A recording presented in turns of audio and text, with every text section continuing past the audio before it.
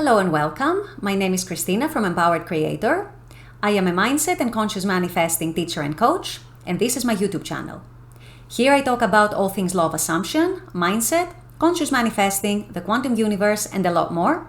And my goal is to simplify everything without the fluff. So if you guys like this content and you would like to see more of it, I would love it if you would subscribe to this channel, comment on this video, like it, share it, and stick around.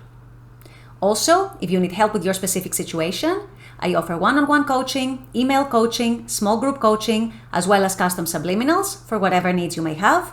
You may also want to check out my mini course, Telepathically Connect with Your Specific Person. So if you're interested in any of these services, the links are below in the description box. Click on them and they're going to take you to my website.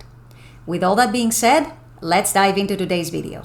In today's video, I want to address a question that seems to be quite confusing for a lot of people.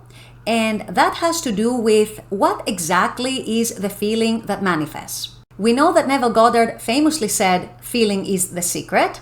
And so that seems to have confused a lot of people. I dare say it might even have confused some coaches. And so there's a lot of misinformation out there as to what the feeling is, what it should be, what kind of feelings you should be aiming for when you're practicing your manifesting and living in the wishful field. So that's what I'm hoping to clarify in today's video. Stay tuned.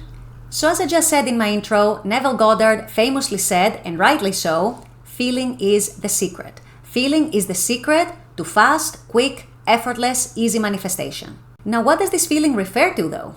I'm going to explain this and hopefully clarify any misconception based on what Neville himself has said, how he himself has taught what the feeling is, and also from my own experiences practicing conscious manifesting and going through trial and error all the time and seeing what works and what doesn't work. So first of all, the number one thing is to have the assumption.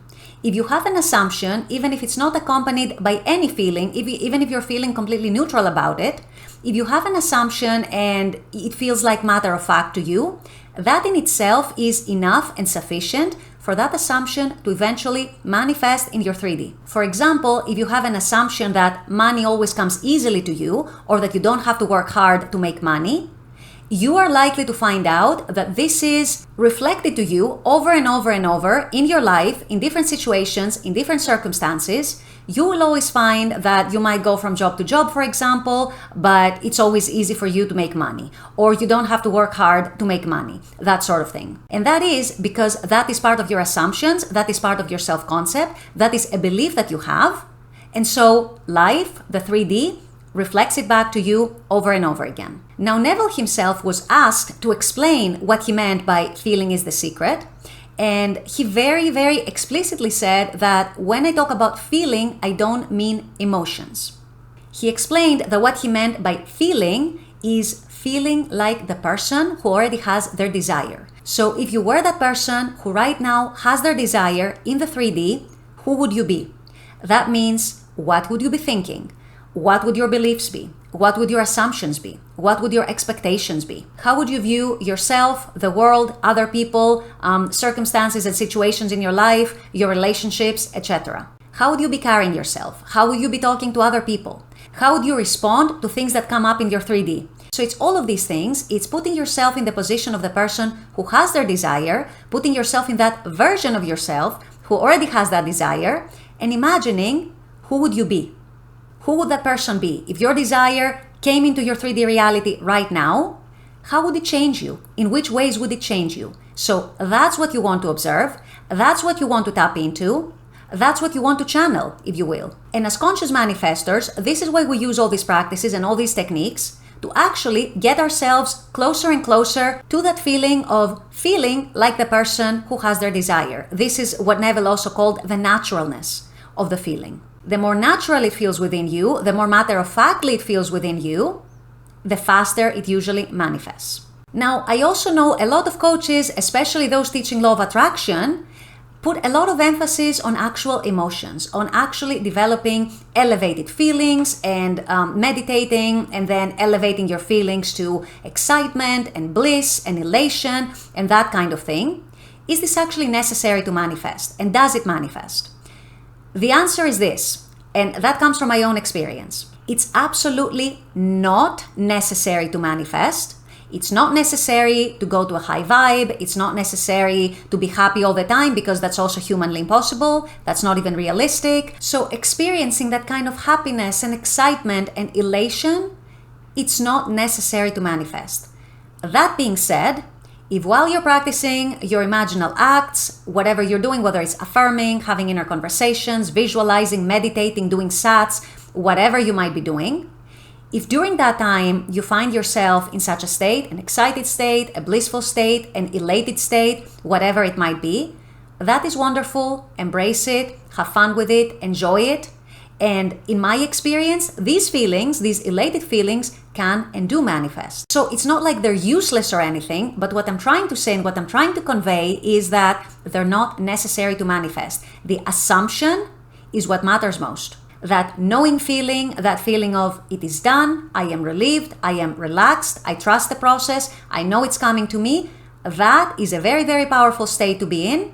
And this is what manifests. However, if you find yourself having some elated feelings, having some excited feelings, etc., that's also great. That also has power to manifest, and it does manifest a lot of the time. The thing with those elevated feelings, of course, is that it's humanly impossible to maintain for long periods of time. So that's why I said, don't put any pressure on yourself to always come to these feelings, to always be able to assume these feelings, because it's not always possible. We always go through different states, different moods. Some days we're just not happy. Some days we're more upset, we're more stressed. It doesn't matter. So don't put any pressure on yourself to arrive at these feelings. They don't matter all that much. You should be interested in the assumption more, in observing whether you're forming that assumption around your manifestation and around your desire. And if you are, if it's feeling more and more natural, if it's feeling more and more possible to you, then you know you're on track. Another kind of feeling that also has good potential to manifest, which however is quite tied to the whole assumption thing, is if you're having this inner confidence, if you're feeling very confident and you have actually decided that this is how my reality is going to be, this is what I'm going to be experiencing, and you waver from that as little as possible, that, you guys, is also extremely powerful, and that also has potential to manifest fast and easily and effortlessly.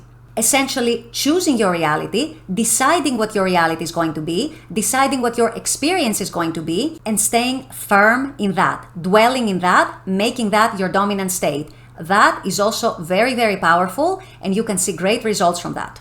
So in my experience, these are the kinds of feelings that manifest the most and have the most potential to manifest. One is having the assumption, having the belief, having the positive expectancy that something is going to come to you, whatever your desire might be.